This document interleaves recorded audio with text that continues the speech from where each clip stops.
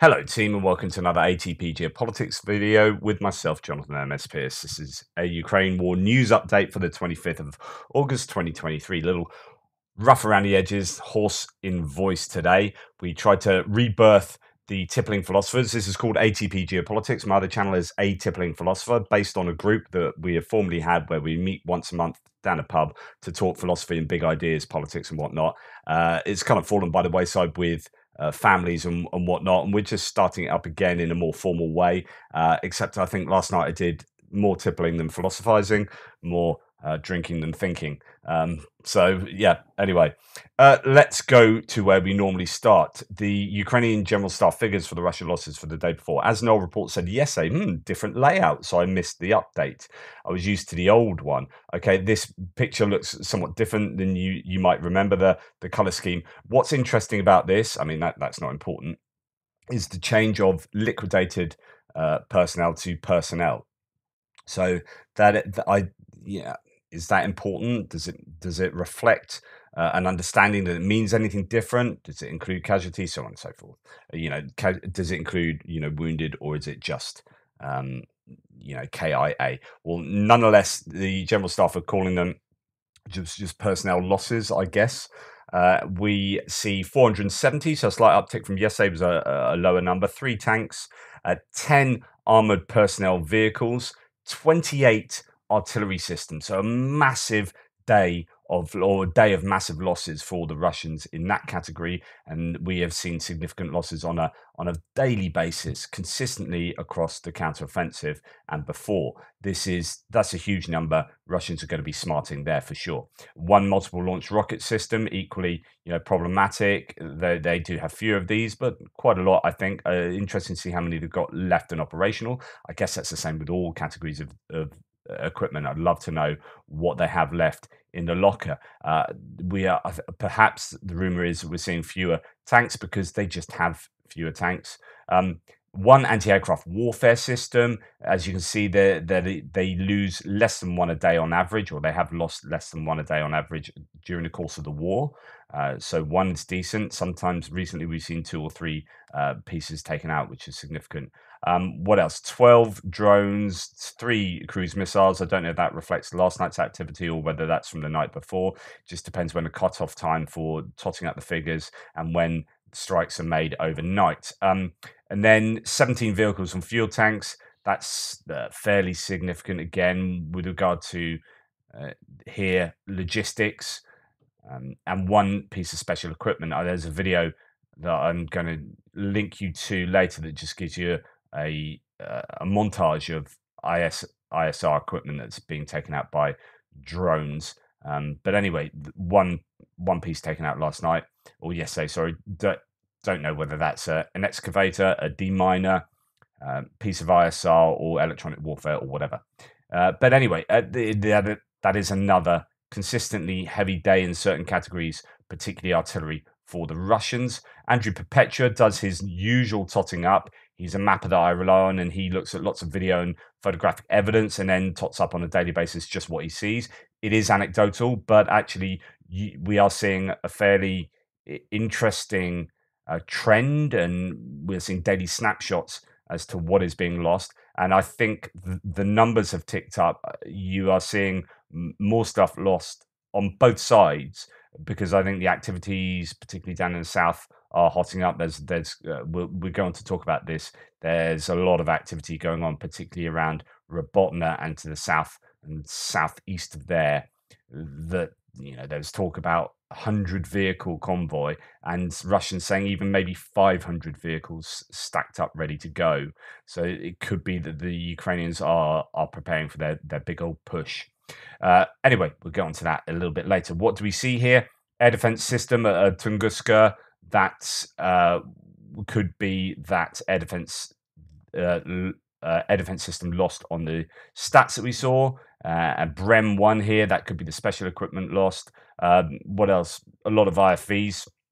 The numbers were really big for IFVs yesterday, or APVs, armored personnel vehicles. That includes things like infantry fighting vehicles, armored personnel carriers, and mine-resistant ambush protection vehicles, so on and so forth. A lot of vehicles in terms of logistics And as you can see, the Russians are using cars, just civilian cars, to do their logistics works because, well, why is that? The most plausible explanation is that they are lacking in trucks to be able to do that. Possibly realize that trucks are, or military trucks are, a pretty obvious target. So drive around in civilian cars and hope you don't get hit to do the same kind of business. Um, yeah. What have the Ukrainians lost? Fewer pieces than the Russians have lost, but you don't quite see so many, logistical vehicles and civilian vehicles, although there are a couple, interestingly. Um, Infantry fighting vehicles, a few bits of artillery, recovery vehicle there. That's an M88A1 Hercules and an engineering vehicle as well. So that'll be a sore loss. And then an air defense system, potentially recovered known loss. Looks like the radar was damaged on a Buk air defense system. Sorry, I was reading uh, the previous one on the Hercules. So the radar damage on a Buk by the looks of it, but that might not be, uh, you know, irreparably damaged. It could be a relatively simple fix. I say that our radar is relatively simple to fix. Arguably, no. Right, this I found quite revealing potentially, and it depends how true it is. This is Budanov, so in charge of the intelligence, the Ukrainians. Is he the most reliable person?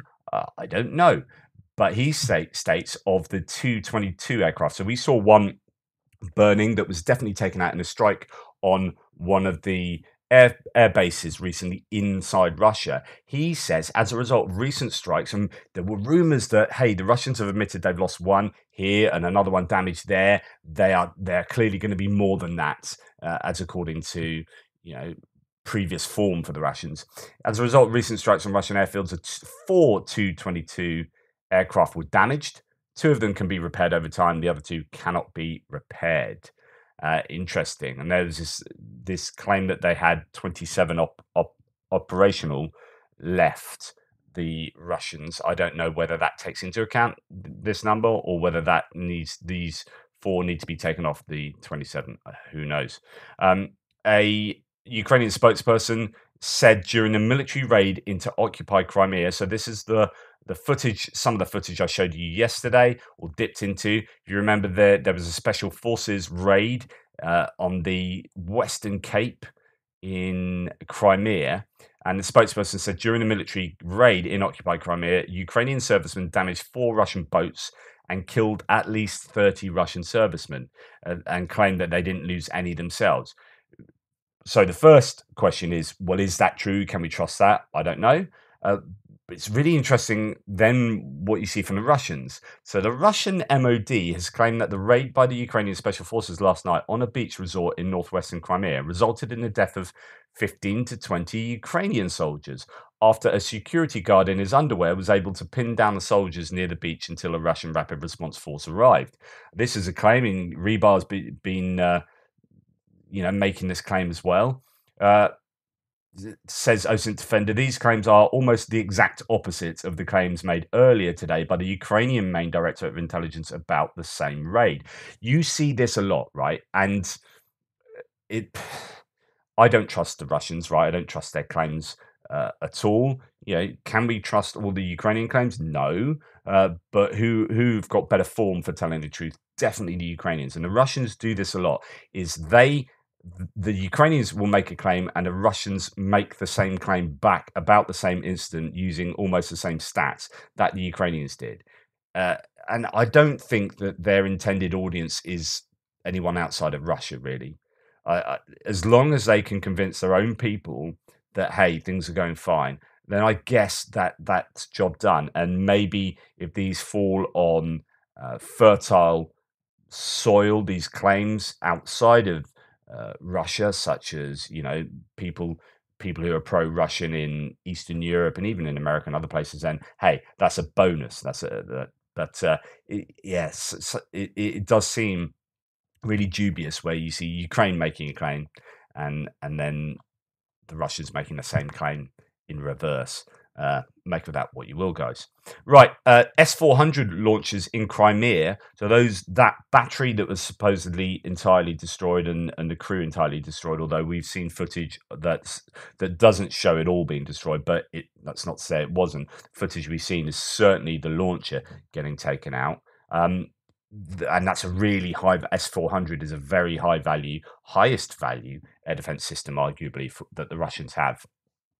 Was taken out by a Neptune anti-ship missile fired from one of the boats. This was a claim that we heard early, and this seems to continue to be the claim. The Neptune anti-ship missile, if I remember correctly, is the Ukrainian indigenously manufactured missile, the same one that took out supposedly the Moskva earlier in the war. So to be able to fire them from a small boat is significant, if it was indeed fired from a boat. Now, this, in terms of hits and losses, is again revealing. So Budanov, again, head of intelligence, says only 60 to 70% of deployed Ukrainian maritime kamikaze drones have been destroyed by Russia. So Russian forces, on average, only managed to destroy 67% of those maritime drones before they reach their target, according to military intelligence chief. Now, what this means is that 30 to 40% do hit their targets. It's a much higher percentage than people have been thinking. Ukraine's homegrown sea drones have paralyzed the activity of Russia's Black Sea fleet, says Budanov, and they are now in mass production. There is a claim, is it here? I don't know. Anyway, this source says their ships never go north of Sevastopol. One mighty Ukrainian sea drone exploding 100 meters from the Russian frigate Admiral Essen caused a blast so powerful it knocked the warship out of commission for 3.5 months. Ukraine's aerial drones are also pretty good. So there's mass production of all sorts of equipment now that is, I think, starting to make a significant difference. I don't know if this is me being too positive. I just get the sense that the tide is turning somewhat, that we are seeing Ukraine's capabilities and capacity in certain areas start to improve, make a big difference. Okay, the destruction, that said, of an S-300 launcher here and battery of the armed forces of Ukraine in the Mykolaiv region. I did report on this in the figures. Andrew Perpetua had these listed, but anyway, just to show you, there is footage of that Kh-35 air-to-surface missiles from the Su-34s in Russian Russian Air Force taking this out. So this is taken out by cruise missiles. That's an interesting use of a cruise missile, but I would say very much worth it from the Russians. I mean, I don't know why they've been sending so many cruise missiles into civilian infrastructure in cities rather than concentrating much more overtly on military targets. And this has been a criticism of the Russians for a long time, really. I don't know whether, looking back on this war afterwards, whether there'll be a lot of criticism about the way that Russia have conducted the war, not just from a moral standpoint, but actually from a tactical, strategic standpoint as well. Anyway, this is a bit of a vague claim, but kind of leads into ideas of loss of troops here. Improper situation for the Russian soldiers. Yesterday, Georgian Legion encircled the 6th Company of the Sevastopol Brigade. After an 18-hour battle, only 15 men out of 100 survived. And actually, I have seen quite a bit of combat footage that I'm not going to show you, and lots of it is really inappropriate. But there's a lot of footage out there at the moment, and there's a lot of footage of people, ceasing to exist. It's war, and there are a lot of losses. But who knows the provenance of that claim? Right, a video has appeared on the network as near Soledar, soldiers of the 30th separate mechanized brigade, named after Konstantin Ostroksky, destroyed the equipment and electronic warfare equipment of the occupiers with first-person view drones. This is that montage piece of footage I was referring to that shows an awful lot of kit getting taken out. And oh, it had to happen, didn't it? It had to happen. This kind of stuff I find interesting that it is kind of set up in all sorts of places. You know, almost it looks like on street lamps, on you know chimneys to whatever, on electricity pylons, anywhere that's high up. They're attaching stuff. You know, radar installations and surveillance cameras and all sorts. So anyway, just to let you know that there's plenty of stuff getting taken out on a regular basis in terms of electronic warfare, in terms of intelligence, surveillance, and reconnaissance.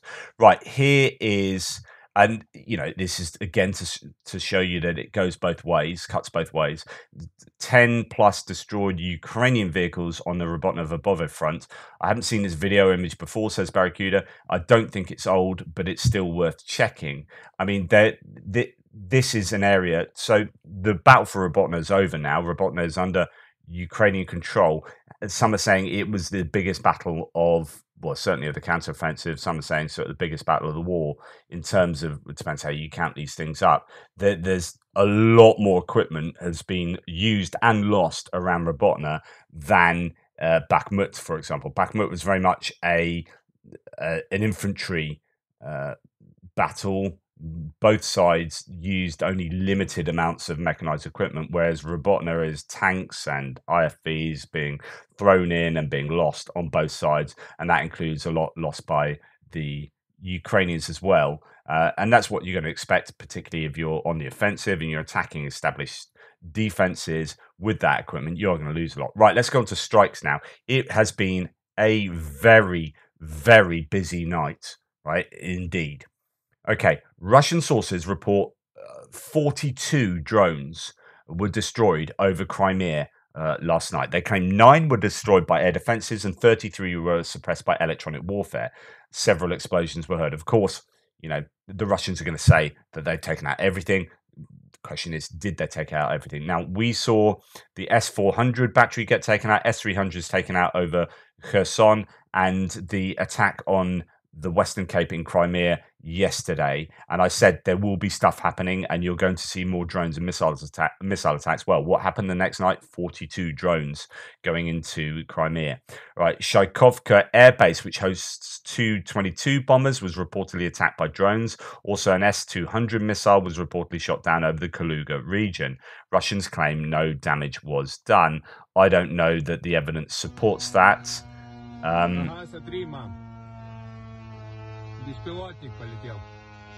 These moped drones, you can imagine how unerring it is to hear that at night and not be able to see it as well. So, as Tim White says, plenty of late night action in Russia too. Explosions and air defense heard in Kaluga and Kursk regions, while this was a sound in Tula, north of Moscow. And that suggests that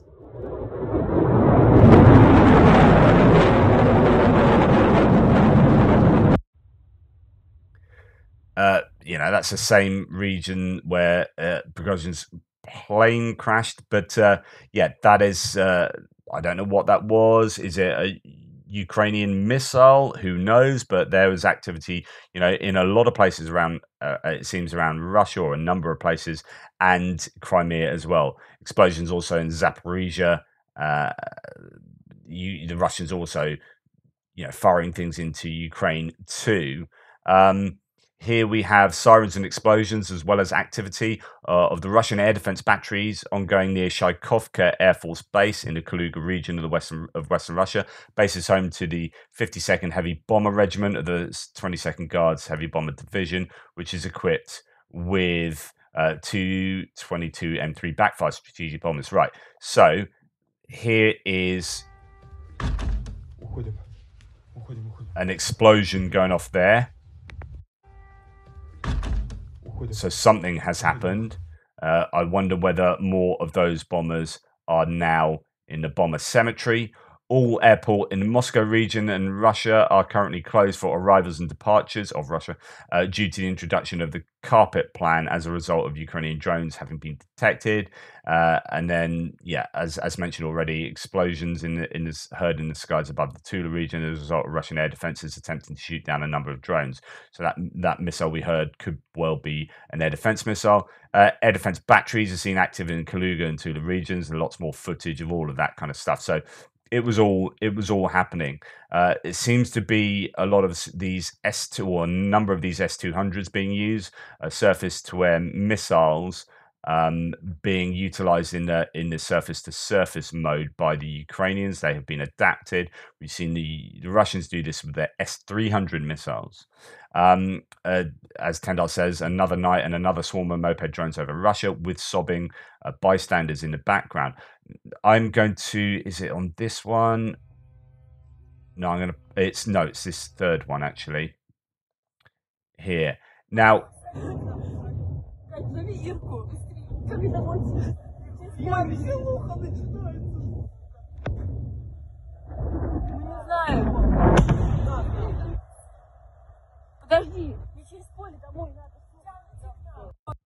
and you hear at the beginning of that, so people upset, distressed, bit of sobbing.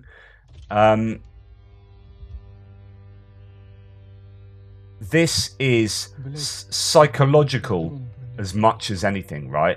That's why I'm sort of playing you some of that stuff and the sounds, those moped drones and the sounds they make and the air defense working on them and people sobbing.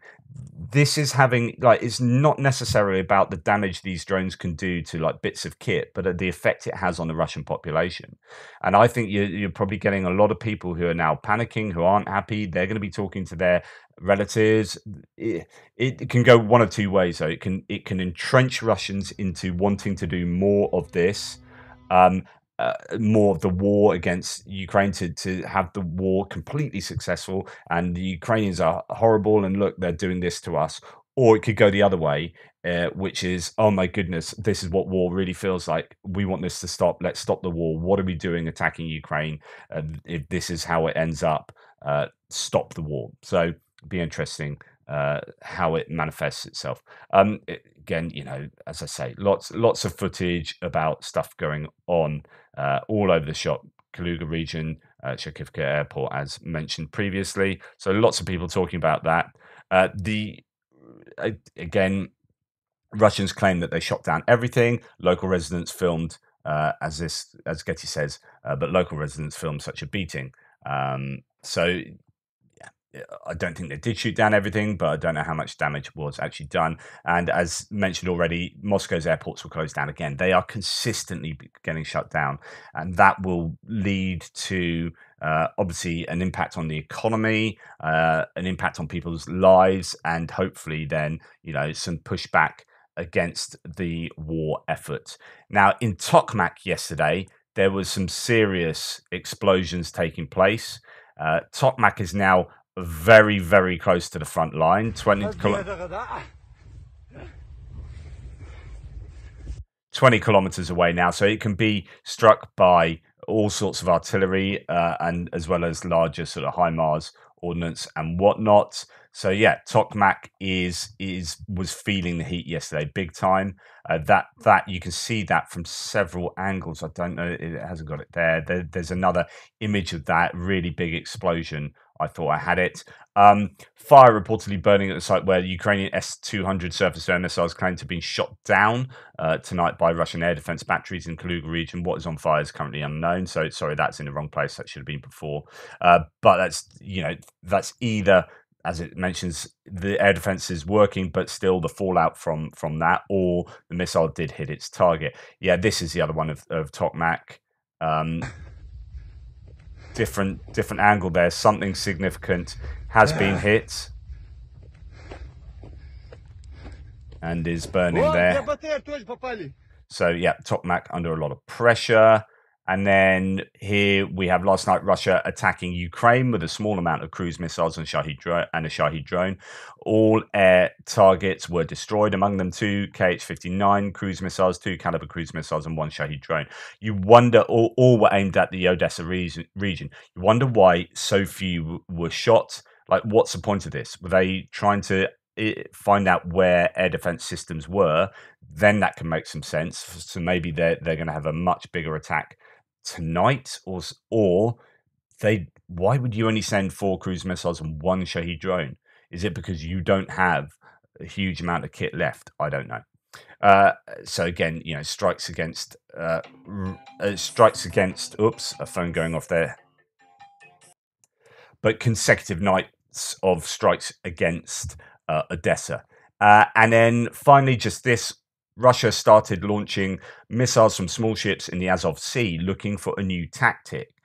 So these are smaller ships that are now firing some of these missiles. Last night, Russia launched 2 Kalibrs and 2 Kh-59s from the Sea of Azov towards Odessa. They were intercepted, as mentioned. Right, so that's the end of the strikes section. We're going to other bits and pieces before the end of this video. I've been wondering what's going to take place with regard to Wagner personnel. It's the end of Wagner, right? They are over as a military force. They are over as a geopolitical chess piece in the global game that Russia is playing. Whether they will get assimilated into some other private military company like Redout or whatever that the Russian MND are controlling, perhaps Shoigu's one, I don't know. After Putin assassinated Prigozhin and Utkin, the Russian Volunteer Corps, so these are the Russians fighting for the Ukrainians, an all-Russian military unit fighting for victory for Ukraine and freedom for Russia, commanded by former Russian Spetsnaz operators, have offered Wagner mercenaries to join them and march on Moscow together.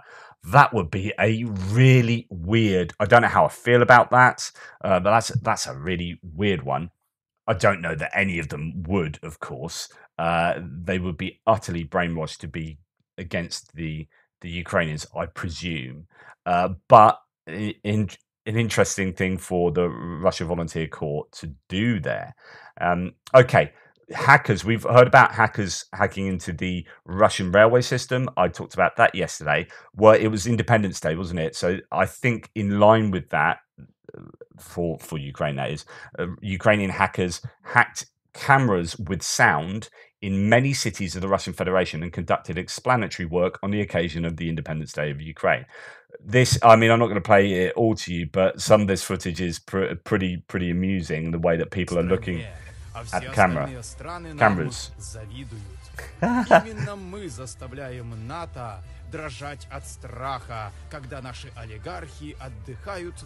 So through these cameras with sounds, they are explaining, I presume, stuff about the war to Russians all over Russia. This is some great hacking and trolling of the Russian public, and I'd be interested to know what was said.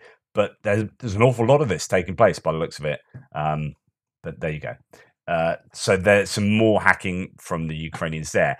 Not only that, they hacked into or activists managed to play the national anthem through public loudspeakers in Luhansk. So this is Ukrainian national anthem. Oh, I can't, for some reason, I can't hear that through that. But anyway, you get the point. In Luhansk, national anthem being played there out in the open. There were a number of flags as well that have been hoisted in different places too. Right, on to some sort of military analysis here. This is Shashank Joshi, but it's not. He's quoting from the Wall Street Journal. This article, and always remember, what's the agenda of the Wall Street Journal, Murdoch owned paper, blah, blah, blah. However, the quote is, the American advice is based on the calculation that the surge of equipment the US has funneled to Ukraine, more than $43 billion in weaponry, has been committed over the years, is enough for this offensive and is unlikely to be repeated at anywhere near the same level in 2024. And where this is kind of going is like, this is what you're going to get, use it now. This counteroffensive has to work type thing. Ukrainian commanders also say that time hasn't run out on their counteroffensive, and Zaluzhny has told US officials his forces are on the cusp of a breakthrough. Yet deep divisions over the strategy linger. The share of Ukrainian soldiers in the US-trained battalions who have previous combat experience varies from about 50 to 70%, US officials say. Others say the reality of fighting on first contact with the enemy shocked them. Well, that's nothing unusual there. I mean, I don't know how seriously to take some of this. I love this. You don't understand the nature of this conflict. General Valery Zaluzhny, the commander of the Ukrainian armed forces, responded to one interaction with the Americans, a US official recounted. This is not counterinsurgency, this is Kursk. I think there might be, and I talked about this in my analysis of whether this is a failed counteroffensive or not. I think some of the Americans have particularly, and this could be other officials as well, I don't think have, well, first of all, experienced warfare like this. Vietnam's long gone. Iraq is actually long gone for a lot of people in the armed forces, and actually is quite a different conflict. You don't have air support. There's no air supremacy, so this is a completely different conflict.